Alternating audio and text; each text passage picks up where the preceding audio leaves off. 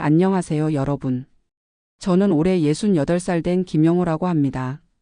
제 이야기를 듣고 계신 분들 중에는 그래도 나보다는 낫겠지 하고 생각하실 분도 계실 테고 나도 저런 상황이 올까 걱정하는 분도 계실 겁니다. 이 이야기를 시작하기 전에 말씀드리고 싶은 건 어떤 상황에서도 희망은 있다는 겁니다. 지금 저희 부부는 경기도 외곽의 작은 컨테이너에서 살고 있습니다. 그것도 남의 땅에 쇠를 얹어 사는 처지가 되었지요. 하지만 이렇게라도 서로를 의지하며 살 수 있다는 게 얼마나 감사한 일인지 요즘에야 깨닫고 있습니다. 38년 전 저와 아내는 작은 아파트 한 채를 장만했습니다. 그때만 해도 집값이 지금처럼 비싸지 않았지만 신혼부부에게는 여전히 큰 부담이었죠. 저는 중소기업 회계팀에서 일했고 아내는 동네 초등학교 급식소에서 일했습니다. 두 사람 월급을 모아 겨우겨우 대출금을 갚아 나갔어요. 첫째 아들이 태어났을 때 저희는 이 아이에게만큼은 우리가 겪은 고생을 시키지 말자는 다짐을 했습니다. 그리고 3년 뒤에 둘째 딸이 태어났을 때도 같은 마음이었죠.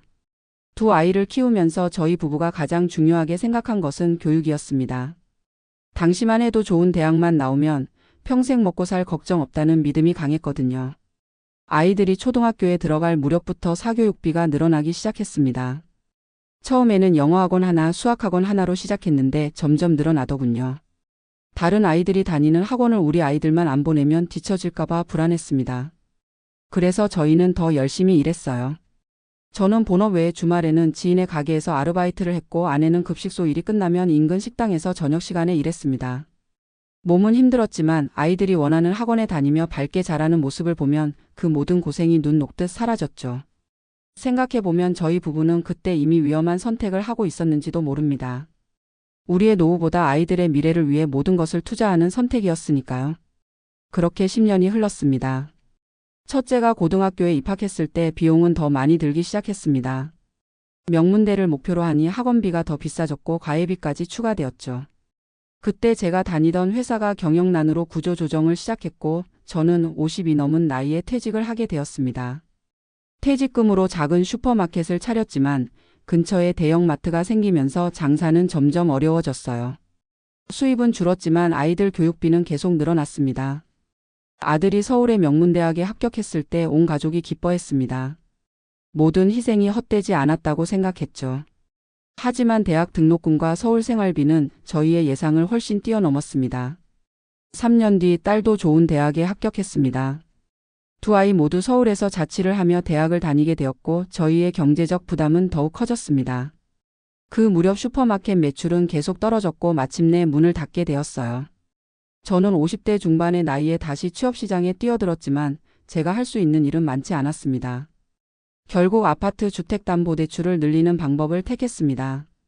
처음에는 아이들이 졸업하고 취업하면 갚을 수 있을 거야 라고 생각했어요. 그러나 현실은 달랐습니다. 첫째 아들이 대학을 졸업했을 때는 취업시장이 매우 어려운 상황이었습니다. 좋은 학교를 나왔지만 취업은 쉽지 않았고 여러 번의 도전 끝에 겨우 중소기업에 취업했지만 급여는 높지 않았습니다. 딸은 대학원에 진학하고 싶어 했고 저희는 또 다시 교육비를 마련해야 했습니다. 그때 저는 60에 가까운 나이였지만 경비원으로 일하기 시작했습니다. 24시간 막교대 근무는 제 나이에 너무 힘든 일이었지만 달리 선택할 수 있는 방법이 없었습니다. 아내도 식당 일을 계속했고 몸이 아파도 쉬지 못했습니다. 그렇게 5년이 더 지났습니다. 아들은 결혼을 앞두고 있었고 딸도 취업에 성공했습니다. 겉으로 보기에는 모든 것이 잘 풀린 것 같았지만 저희 부부의 경제 상황은 최악이었습니다. 아파트 대출금은 눈덩이처럼 불어났고 이자를 갚는 것조차 버거워졌습니다. 결국 은행에서 최후 통첩이 왔고 저희가 30년 넘게 살아온 아파트는 경매로 넘어갔습니다. 아파트를 잃고 나서야 저는 아이들에게 우리 상황을 털어놓았습니다. 놀랍게도 아이들은 이미 어렴풋이 알고 있었다고 했어요. 부모님이 자신들 때문에 고생하는 것을 알면서도 어떻게 도와드려야 할지 몰라 망설였다고 합니다. 아들은 결혼식을 미루고 월급의 일부를 저희에게 보내주겠다고 했고 딸도 생활비를 아껴뒀겠다고 했습니다. 그때 제 마음이 어땠는지 아시나요? 자식들을 위해 모든 것을 바쳤다고 생각했는데 이제는 그 자식들에게 손을 벌려야 하는 상황이 되었으니 말입니다. 자존심이 상했고 부끄러웠습니다. 하지만 그것보다 더 큰 감정은 후회였습니다. 왜 조금이라도 노후를 준비하지 않았을까? 왜 무리한 교육비 지출을 계속했을까? 왜 적절한 선에서 멈추지 못했을까?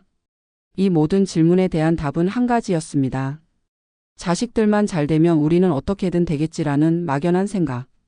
그것이 저희를 여기까지 이끌었습니다. 아파트를 잃고 나서 저희는 월세방을 알아봤지만 보증금을 마련할 수 없었습니다. 그러던 중 지인을 통해 경기도 외곽의 작은 땅에 컨테이너를 놓고 살 수 있는 기회가 생겼습니다. 처음 컨테이너에 들어섰을 때 아내는 눈물을 멈추지 못했습니다. 30평 아파트에서 6평 컨테이너로 옮겨온 현실이 너무 가혹했던 거죠. 더욱 고통스러웠던 것은 주변 시선이었습니다. 오랜 지인들을 만나는 것이 불편해졌고 친척들과의 모임도 피하게 되었습니다. 자존심 때문이었겠죠.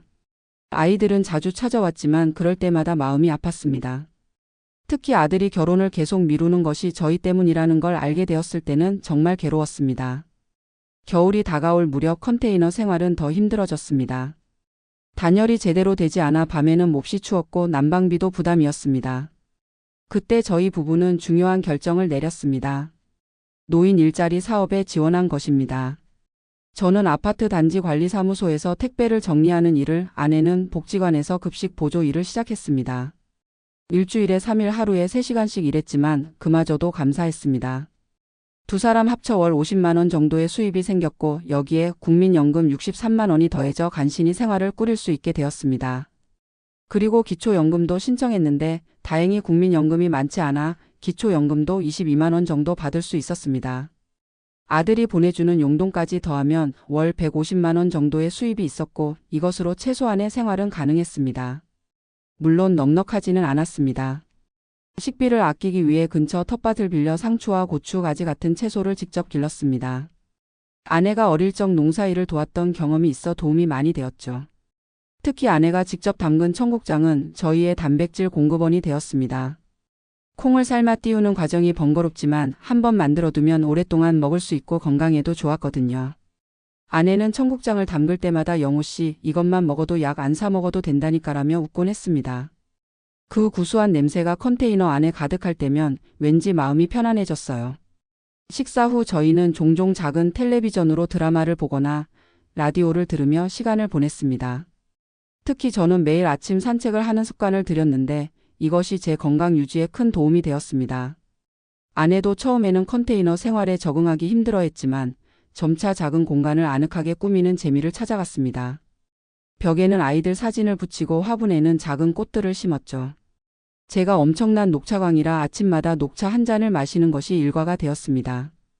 저가 녹차는 쓴맛이 강해서 조금 비싸더라도 유기농 잎차를 사 마셨는데 그 향긋한 맛이 하루의 시작을 기분 좋게 만들었습니다. 아내는 제게 돈도 없는데 뭔 녹차냐며 타박했지만 속으로는 이해해 주는 것 같았어요.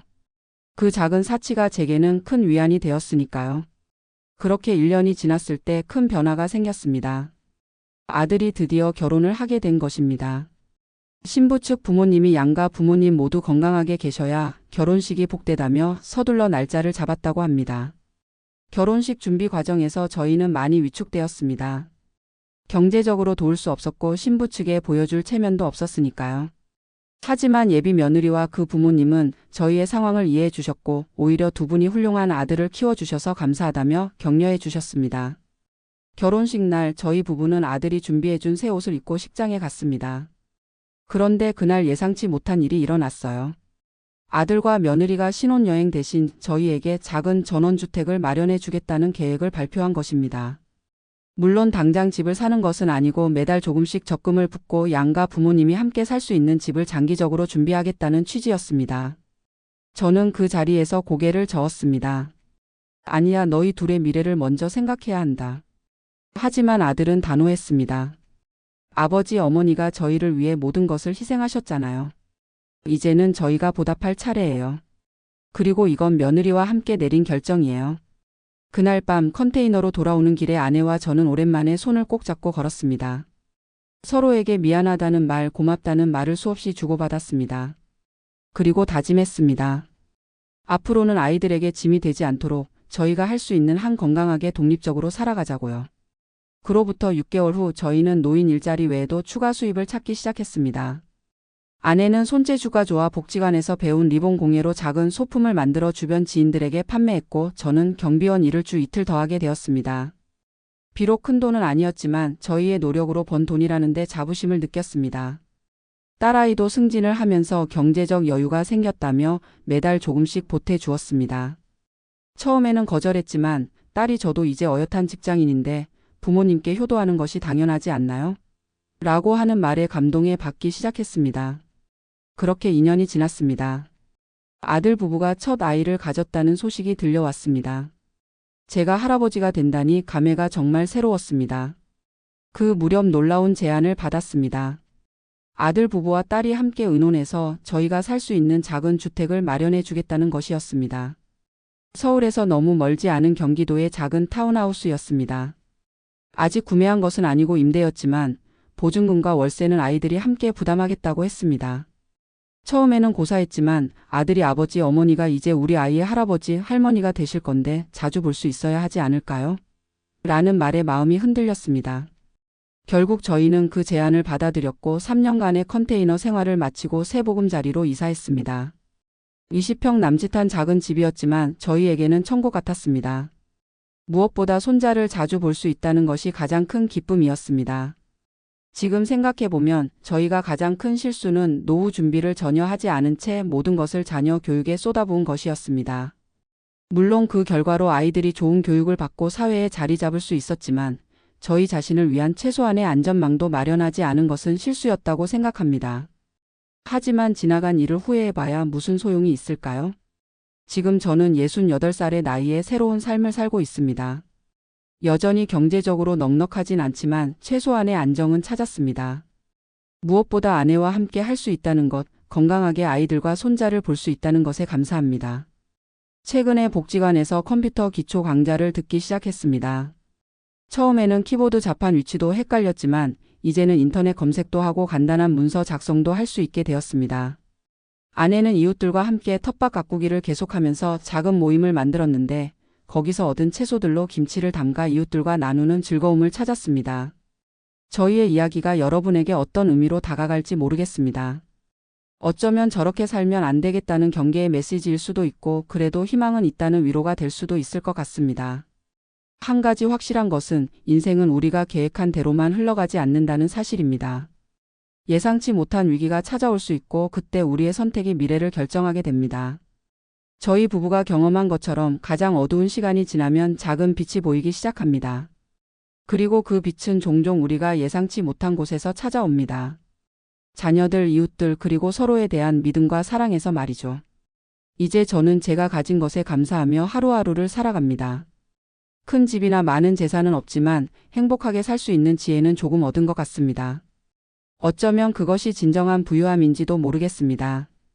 마지막으로 한 가지 조언을 드리자면 미래를 위한 준비는 결코 이르지 않다는 것입니다.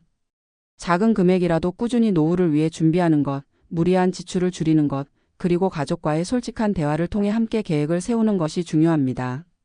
이 이야기가 누군가에게 작은 도움이 되었으면 좋겠습니다. 지금까지 들어주셔서 감사합니다.